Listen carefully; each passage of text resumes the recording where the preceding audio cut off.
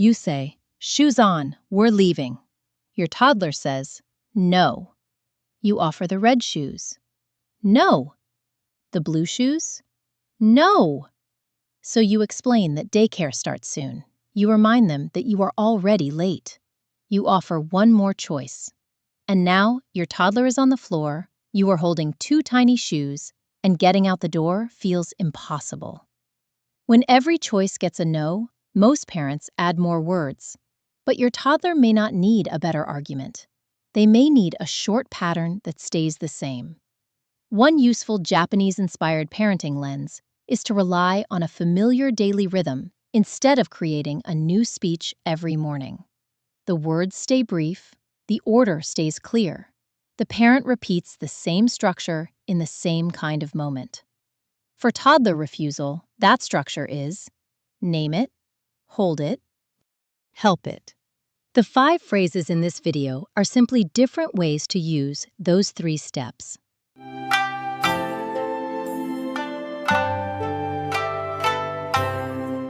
Toddlers say no for many reasons.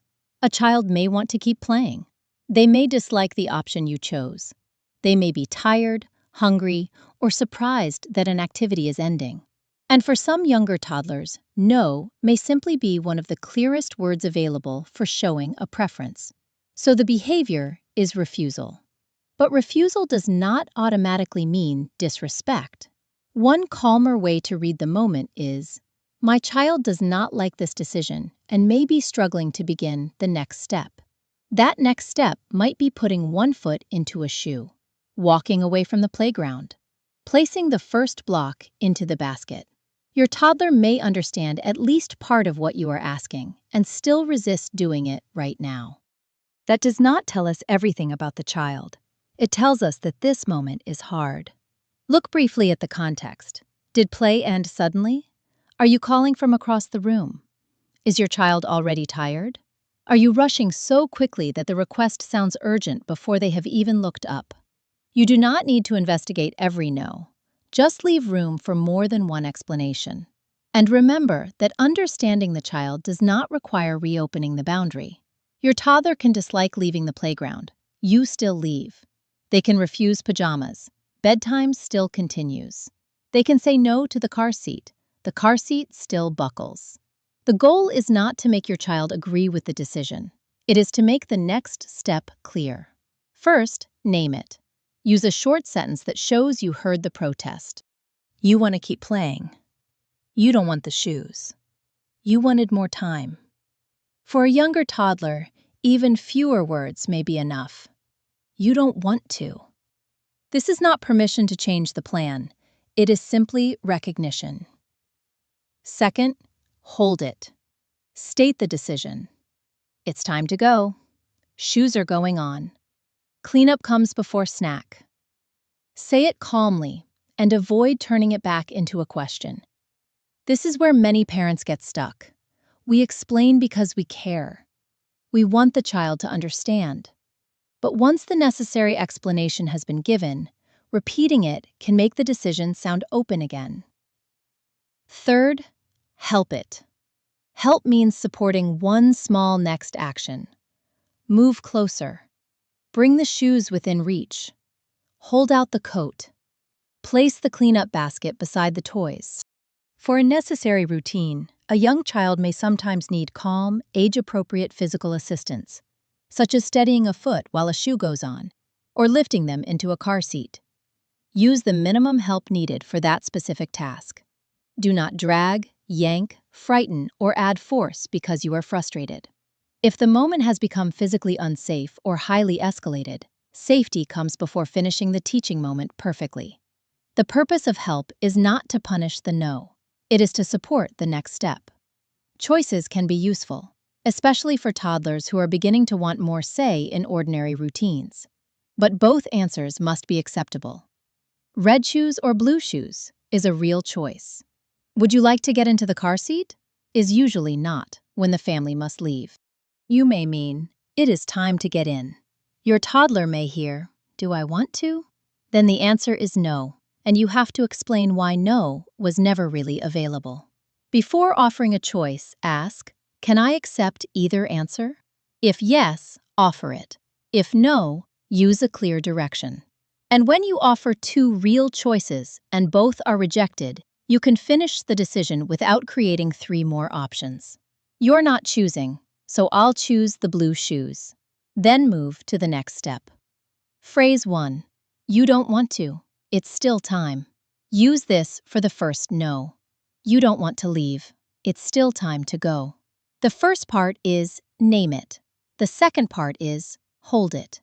Then begin help it by holding out the jacket or moving toward the door. This phrase is for the opening protest before the conversation becomes a loop. Phrase 2. You can do it, or I can help. Use this when the task must happen, but your toddler can still take part. You can put your foot in, or I can help. Give a brief pause, not a long test, just enough time for your child to begin. If they still say no, respond, I'll help. Then use the smallest amount of assistance needed. This phrase lives mostly inside help it. It gives the child one last clear opportunity to participate before you support the action. Phrase 3. That choice is finished. I'll choose. Use this after two real options have both been rejected. Red pajamas or green pajamas? No. That choice is finished. I'll choose the green pajamas. This is hold it. You are closing one decision, not taking away every choice for the rest of the day. There will be other chances to choose. This routine just needs to continue. Phrase 4. First this, then that. Use this when the order of events needs to be clearer. First shoes, then outside. First cleanup, then snack. This phrase supports both hold it and help it. It holds the sequence, then points the child toward the first action. Keep the second part close and true. This is not a large reward for basic cooperation. It is a simple description of what happens now and what follows. Phrase 5. We already decided. Here's the next step. Use this when the conversation has started repeating. You have named the protest. You have stated the boundary. Your toddler says no again and waits for another answer. We already decided. Here's the next step. Then show the step. Your shoe goes on now. Put this block in. Take my hand. We're going to the car. Phrase 1 is for the first no. Phrase 5 is for the fourth or fifth no, when you are being pulled back into a discussion that is already finished. You do not need a new answer. You need a clear next action. The useful Japanese-inspired lesson is not that Japanese parents have one perfect sentence. They do not. And it does not mean every Japanese family handles refusal in the same way. The lesson is the quieter structure around the words. The adult uses a familiar sequence. The request is connected to a daily rhythm. Shoes before leaving, toys away before the next activity, car seat before the drive begins.